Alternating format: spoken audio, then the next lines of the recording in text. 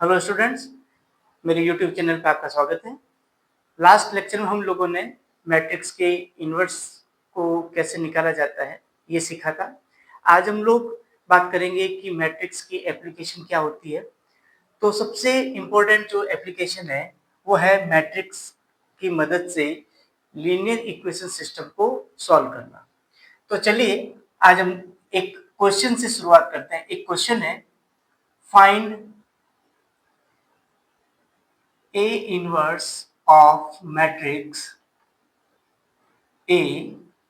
आपको एक मैट्रिक्स दिया हुआ है 1 1 1 0 1 2 1 2 0। सपोज कीजिए आपको ये कोई एक मैट्रिक्स दिया हुआ है और आपसे कहा जाए देन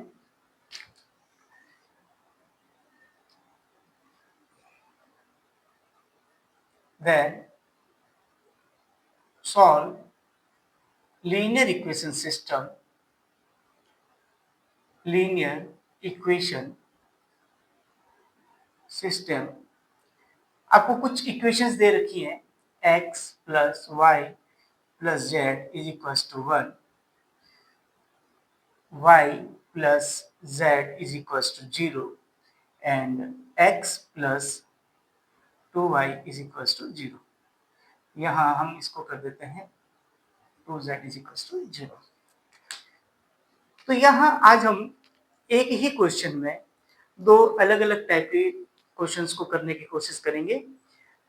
क्वेश्चन के फर्स्ट पार्ट में हम एक मैट्रिक्स का इन्वर्स निकालेंगे और नेक्स्ट पार्ट में हम मैट्रिक्स के इन्वर्स की मदद से कैसे एक लीनियर इक्वेशन सिस्टम सॉल्व किया जाता है उस पर बात करेंगे। तो चलिए सबसे पहले क्वेश्चन का फर्स्ट पार्ट लेते हैं। आपको ए मैट्रिक्स दिया हुआ है 1 1 1 1 0 1 2 1 2 0। ये हमारा एक 3x3 ऑर्डर का मैट्रिक्स है और हमें इस मैट्रिक्स का इन्वर्स निकालना है। तो इन्वर्स निकालने का जो सबसे फर्स्ट स्टेप है वो है इस मैट्रिक्स का डिटरमिनेंट सारणिक हल करना।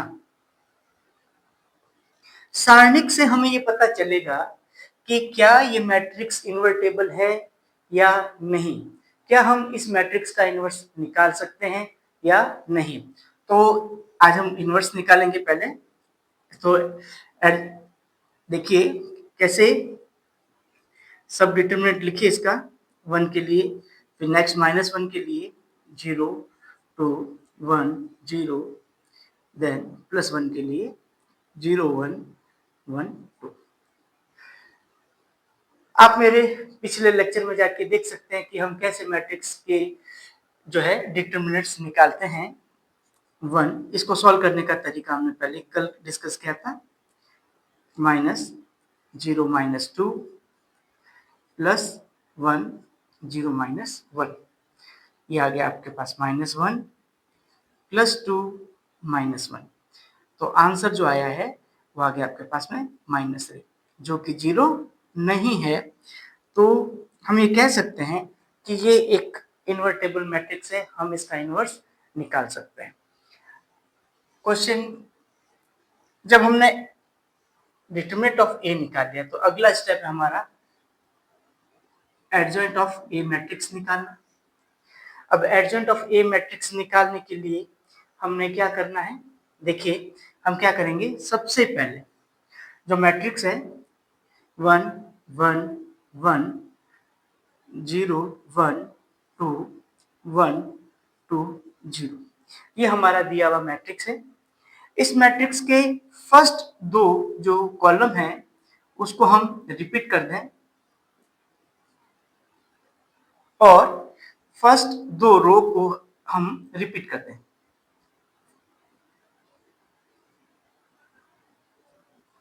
ये देखिए, ये इस तरीके से हमने फर्स्ट रो और फर्स्ट दो कॉलम को और फर्स्ट दो रो को रिपीट कर दिया। अब हमें यहाँ फर्स्ट रो को और फर्स्ट कॉलम को हाइड कर देना है, छुपा देना है।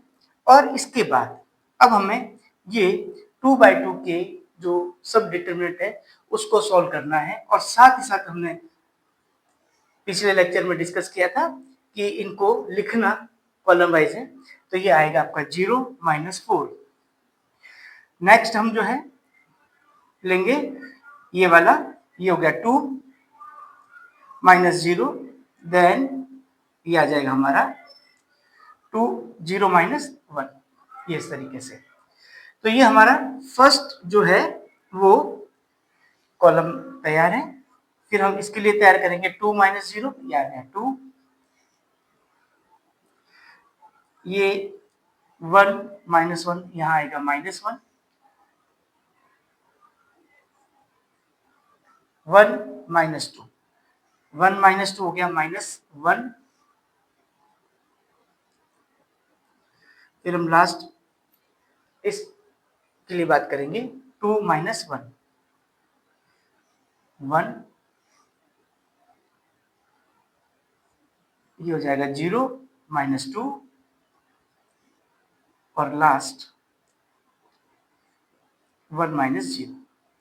ये हमारा एडजॉइंट ऑफ ए मैट्रिक्स हमने निकाल लिया। फिर से एक बार समझ लीजिए, जो गिवन मैट्रिक्स था उस मैट्रिक्स के फर्स्ट 2 कॉलम्स को हमने रिपीट किया, फिर ऊपर के टॉप जो 2 रोज थे उसको हमने रिपीट किया, और उसके बाद ये फर्स्ट वाला रो और फर्स्ट कॉलम को हमने हाइड कर दिया, और इसके बाद 2/2 के जो सब डिटरमिनेंट बने थे, फॉर एग्जांपल पहला ये बना था, इस तरीके से फिर हम डिटरमिनेंट के रूल को यूज करेंगे। फर्स्ट इस डायरेक्शन का मल्टीप्लाई, सेकंड इस डायरेक्शन का मल्टीप्लाई, और फर्स्ट मल्टीप्लिकेशन में से हमें सेकंड मल्टीप्लाई को माइनस कर देना है। तो 0 इसका इस डायरेक्शन का मल्टीप्लाई हो गया 0, माइनस इस डायरेक्शन का मल्टीप्लाई हो गया 4। तो 0 में से 4 माइनस करेंगे तो आंसर आएगा -4। फिर नेक्स्ट हम लेंगे ये सब डिटरमिनेंट और इस डायरेक्शन का मल्टीप्लाई 2 - 0, वो आएगा 2। तो हम जो ऑपरेशन है वो रो वाइज कर रहे हैं, एलिमेंट को हम कॉलम वाइज लिख रहे हैं। ऐसा हम इसलिए कर रहे हैं कि जो एडजॉइंट ऑफ मैट्रिक्स होती है, सहखंडित जो मैट्रिक्स होती है, वह को फैक्टर के मैट्रिक्स का ट्रांसपोज होता है। तो ट्रांसपोज हमें पता है कि रो को कॉलम में लिखना है, तो ये जो फर्स्ट रो है हमने इसको फर्स्ट कॉलम लिख दिया, सेकंड रो के एलिमेंट को हमने सेकंड कॉलम में लिख दिया, और थर्ड रो के एलिमेंट्स को हमने थर्ड कॉलम में लिख दिया। इट मींस हमने यहाँ पर 2 ऑपरेशन एक साथ जो है ऑपरेट किए, जिसमें हमने मैट्रिक्स का ट्रांसपोज भी बना दिया, कोफैक्टर्स भी निकाल दिए। तो ये हमारे पास में अब ए इनवर्स का फॉर्मूला हमने कल देखा था, adjoint of A upon transpose determinant of A. Determinant हमारे पास है -3, तो ये हमारा इनवर्स आ गया 1/3। हम डिवाइड कर देंगे इस पूरी मैट्रिक्स में इस तरीके से। जब हम इस पूरी मैट्रिक्स में इसका डिवाइड कर देंगे तो ये हमारा ए इनवर्स मिल जाएगा। तो क्वेश्चन का जो फर्स्ट हाफ पार्ट था ये हमने पूरा कंप्लीट कर लिया। Find A inverse of matrix A, ये हमारा ए इनवर्स हमको मिल गया। अब हमें क्वेश्चन का सेकंड पार्ट निकालना है कि हमारा ये इक्वेशन सिस्टम है, इसको हमें सॉल्व करना है। तो देखिए, आज हम बात करेंगे कि हम पहले इक्वेशन सिस्टम को कैसे चेंज करेंगे। एक इक्वेशन सिस्टम को चेंज करेंगे मैट्रिक्स सिस्टम में, तो हम कैसे लिख सकते हैं, यहां पर देखिए, ये जो कोफिशिएंट्स है मैट्रिक्स के एक्स वाई जेड के, उसको हम लिखेंगे पहले। यहाँ पर x का एलिमेंट नहीं है, कोफिशिएंट 0 है, y का कोफिशिएंट 1 है, z का कोफिशिएंट 2 है, x का कोफिशिएंट 1 है, y का कोफिशिएंट 2 है, z का कोफिशिएंट 0 है। तो ये जो मैट्रिक्स हमने बनाई है, ये लीनियर इक्वेशन सिस्टम के जो वेरिएबल्स x y z है उनके कोफिशिएंट की मैट्रिक्स बने, तो इसको हम बोलते हैं कोफिशिएंट मैट्रिक्स। ये कोफिशिएंट मैट्रिक्स बन गई, जिसको हम ए से डिनोट कर रहे हैं। फिर यहाँ हम जो वेरिएबल्स हैं हमारे यहाँ पे क्वेश्चन में 3 वेरिएबल्स है एक्स वाई और जेड, तो उसको हमने एक कॉलम में लिख दिया। तो ये हमारा एक वेरिएबल कॉलम का एक जो है ये हमारे वेरिएबल्स हो गए, ये वेरिएबल्स की मैट्रिक्स हो गई जो एक कॉलम फॉर्म में है, या हम कह सकते हैं कि एक कॉलम मैट्रिक्स है, एक वेरिएबल का वेक्टर है। और उसके बाद यहाँ हम जो है लिखेंगे कोएफिशिएंट्स, जो आपके कांस्टेंट वैल्यूज हैं, ये इस तरीके से। तो हमें किसी भी लीनियर इक्वेशन सिस्टम को इस तरीके से हम एक मैट्रिक सिस्टम में चेंज कर सकते हैं। जब हम वापस इसका मल्टीप्लाई करेंगे तो फर्स्ट रो को कॉलम के साथ मल्टीप्लाई करेंगे तो 1x plus 1y plus 1z equals to 1, क्योंकि मल्टीप्लाई करने के बाद ये एक मैट्रिक्स बन जाएगी। कौन सी? Column matrix. और जब दो कॉलम मैट्रिक्स आपस में इक्वल है, इट मींस दोनों के करस्पॉन्डेंस एलिमेंट इक्वल होंगे, तो फर्स्ट रो फर्स्ट के साथ इक्वल होगी, सेकंड रो सेकंड के साथ, और थर्ड रो थर्ड के साथ। तो हम वापस इसका मल्टीप्लाई करेंगे तो हमें यही इक्वेशन सिस्टम वापस मिल जाएगा। और ये जो मैट्रिक्स है, इस मैट्रिक्स को हम कांस्टेंट मैट्रिक्स बी से जानते हैं। इसको हम जनरली वेरिएबल की मैट्रिक्स एक्स से लिखते हैं, और ये हमारी मैट्रिक्स होगी। तो ये हमारा सिस्टम बन गया A X is equal to B. ये हमारा एक इक्वेशन सिस्टम जो है एक मैट्रिक्स सिस्टम में कन्वर्ट हो गया। अब जब हमें एक्स की वैल्यू निकालनी है तो हम ए को उधर की तरफ ट्रांसफर करते हैं, तब हमारा ये बन जाएगा A inverse B. A inverse B it means अगर मैं ए इनवर्स मैट्रिक्स को बी से मल्टीप्लाई करूंगा तो मुझे एक्स की वैल्यू मिल जाएगी। चलिए, दूसरी और बहुत इंपॉर्टेंट बात यहाँ पे हमें जो नोट करनी है कि जब हमने एक इक्वेशन सिस्टम का मैट्रिक्स सिस्टम में चेंज किया, तो जो हमारे पास में कोएफिशिएंट मैट्रिक्स ए जो बना है, ये मैट्रिक्स एग्जैक्टली वही है जो हमें क्वेश्चन में दिया गया था। कंपेयर कर लीजिए, तो ये वही ए मैट्रिक्स है जो हमें क्वेश्चन में दिया गया था, और इस ए मैट्रिक्स का हम ऑलरेडी जो है इनवर्स निकाल चुके हैं। तो जब हमारे पास पहले से ही ए इनवर्स अवेलेबल है, अब हमें केवल इस ए इनवर्स को बी मैट्रिक्स के साथ मल्टीप्लाई करना है। तो चलिए हम लोग बात करते हैं मल्टीप्लिकेशन की।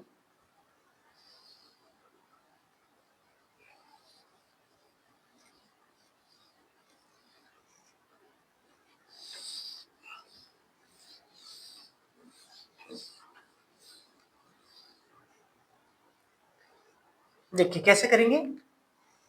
x इज इक्वल टू -1/3 -4 2 1 2 -1 -2 -1 -1 1, ये हमारा ए इनवर्स आ गया।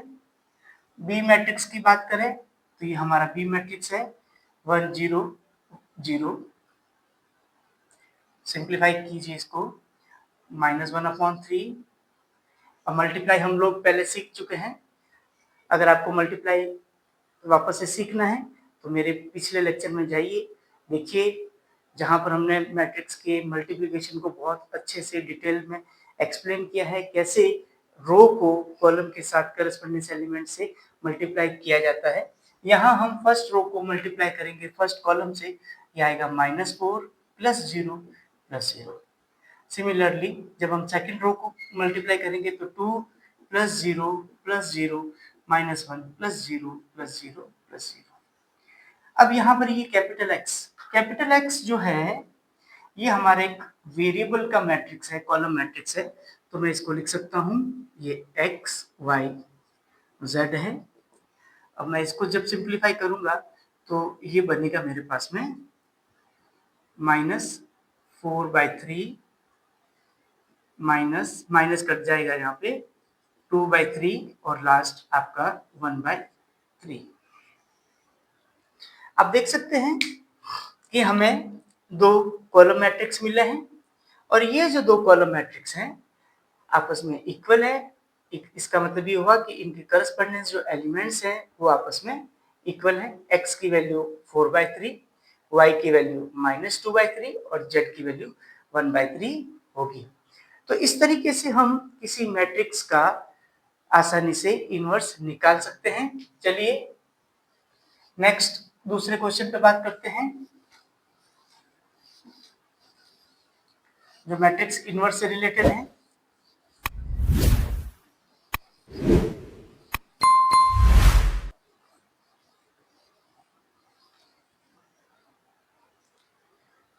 देखिए एक क्वेश्चन है, A is any matrix 3, 2, 4, 1 and B is the another matrix 5, -1, 6, 3. Then prove that, तब सिद्ध कीजिए कि ए बी मल्टीप्लाई का whole inverse B inverse A inverse के मल्टीप्लाई के बराबर होगा। आज हमें मैट्रिक्स की इस प्रॉपर्टी को सिंप्लीफाई करके देखना है कि क्या वास्तव में ए बी मैट्रिक्स का inverse B inverse A inverse के बराबर होता है। चलिए सीधा बात करते हैं मैट्रिक्स पे। जब ए मैट्रिक्स की बात की जा रही है तो हम सबसे पहले ए मैट्रिक्स का डिटरमिनेंट निकालेंगे जो मिलेगा हमें 3 - 8 मतलब -5 जो कि 0 नहीं है। Then after adjoint of a matrix की हम बात करेंगे और हमने हमारे एडजॉइंट ऑफ ए मैट्रिक्स के लेक्चर में ये बताया था कि जब 2/2 मैट्रिक्स होती है तो हम कैसे शॉर्टकट तरीके से डायरेक्ट मैट्रिक्स का एडजॉइंट पता कर सकते हैं। इसका बिल्कुल सिंपल सा तरीका है। अगर आपने वो लेक्चर स्किप कर दिया है तो आप वापस जाके उस लेक्चर को देख सकते हैं। चलिए एक बार मैं फिर यहाँ से समझा देता हूँ। ये हमारे जो डायगोनल के एलिमेंट्स हैं, डायगोनल्स के एलिमेंट को हमें इंटरचेंज कर देना है। 3 को 1 की जगह 1 को 3 की जगह ले आना है, पहला स्टेप। और उसके बाद ये जो हमारे ऑफ डायगोनल के एलिमेंट्स है, इनके हमें साइन बदल देने हैं। अगर ये प्लस के हैं तो माइनस कर देना है, माइनस के हैं तो प्लस कर देना है, इनका साइन बदल देना है। तो ये हमारे पास में एडजॉइंट ऑफ ए आ गया। अब हम ए इनवर्स की बात करेंगे तो -1/5 1 -2 -4 3 ये हमारा ए इनवर्स होगा। चलिए नेक्स्ट बी मैट्रिक्स पे बात करते हैं। क्या बी मैट्रिक्स का इनवर्स मिल सकता है? पहले ये चेक कर लें। तो बी मैट्रिक्स इन्वर्टेबल है या नहीं है, इसका हमें पता करने के लिए हम लोग पहले बी का डिटरमिनेंट निकालेंगे। 50 + 6 ये आया 21। ये भी 0 नहीं है, इसका मतलब हम बी मैट्रिक्स का इनवर्स निकाल सकते हैं।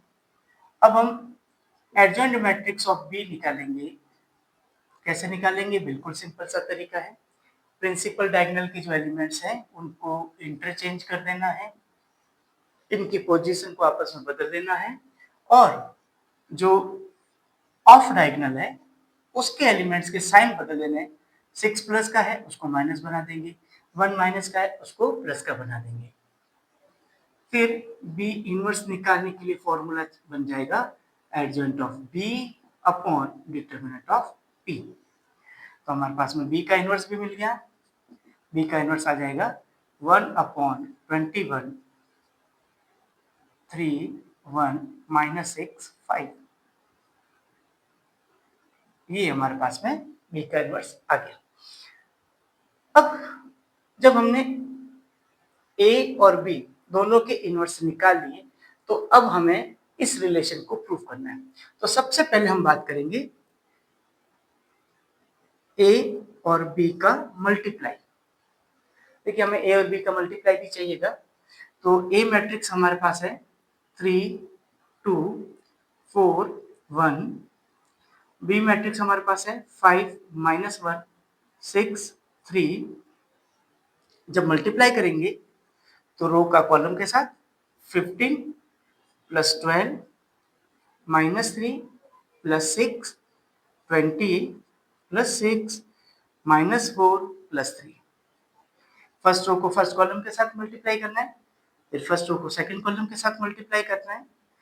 यही जो है हमारा ए बी क्या आएगा 27 3 26 और लास्ट में -1। ये हमारा ए बी मैट्रिक्स हमें मिल गया। ये भी 2/2 का है। अब हमें क्या करना है, नेक्स्ट स्टेप पे ए बी मैट्रिक्स का इनवर्स निकालना है। तो ए बी मैट्रिक्स का इनवर्स निकालना है तो उसके लिए हमें क्या करना पड़ेगा, एडजॉइंट ऑफ ए बी चाहिएगा और एक हमें चाहिएगा ए बी मैट्रिक्स का डिटरमिनेंट। तो हम सबसे पहले ये चेक करेंगे कि क्या आपका ए बी मैट्रिक्स जो है वो इन्वर्टेबल है या नहीं। तो चेक करते हैं, ये आएगा माइनस का 27 माइनस, पहले ये वाला मल्टीप्लाई सॉल्व किया जाता है 2/2 के डिटरमिनेंट को सॉल्व करने के लिए, फिर उसमें से माइनस कर दिया जाता है इस डायरेक्शन का मल्टीप्लाई। तो जब हम इस डायरेक्शन के मल्टीप्लाई की बात करेंगे तो ये बन जाएगा आपका 78। आंसर हो गया। ये दोनों माइनस करेंगे तो ये आ जाएगा 105 माइनस का। देखिए ये भी जीरो नहीं है, इसका मतलब हम ए बी मैट्रिक्स का भी बड़ी आसानी से जो है इनवर्स निकाल सकते हैं। अब हम adjoint of A B matrix की बात करेंगे। तो adjoint of A B matrix निकालना है तो कैसे निकालेंगे, बिल्कुल सिंपल है। Adjoint of A B matrix निकालने का तरीका क्या है, वही जो डायगोनल एलिमेंट है उनको आप इंटरचेंज कर दीजिए, -1 और 27 को आपस में इंटरचेंज कर दीजिए और जो ऑफ डायगोनल के एलिमेंट है उनके साइन बदल दीजिए। ये एडजॉइंट ऑफ ए मैट्रिक्स हमें मिल गई। तो अब ए बी मैट्रिक्स का इनवर्स जब हम निकालेंगे तो वो हमें मिलेगा -1/105 और -1 -3 -26 और 27। तो देखिए इस तरह से स्टेप बाय स्टेप जब हम एक ए मैट्रिक्स, बी मैट्रिक्स, फिर ए इनवर्स, फिर बी इनवर्स और फिर ए बी और फिर ए बी का इनवर्स, यहाँ तक हमने देखते हैं कि लेफ्ट हैंड साइड हमने सॉल्व कर लिया है। अब हमें ये देखना है कि क्या हमारा राइट हैंड साइड का रिजल्ट भी यही आता है क्या। तो ये हमारा लेफ्ट हैंड साइड बन गया, लेफ्ट हैंड साइड हो गया। अब हम लेते हैं राइट हैंड साइड। तो राइट हैंड साइड में हमें प्रूफ करना है B inverse into A inverse. तो देखिए हम ऑलरेडी जो है बी इनवर्स और ए इनवर्स हम निकाल चुके हैं।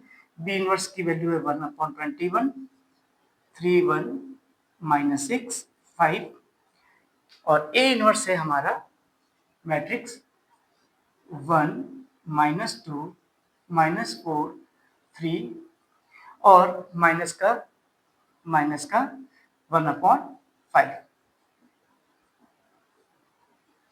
-1/5 ये भी आ गया।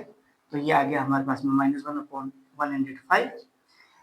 यहाँ दोनों का मल्टीप्लाई करेंगे तो कैसे, रो को कॉलम से मल्टीप्लाई करना है।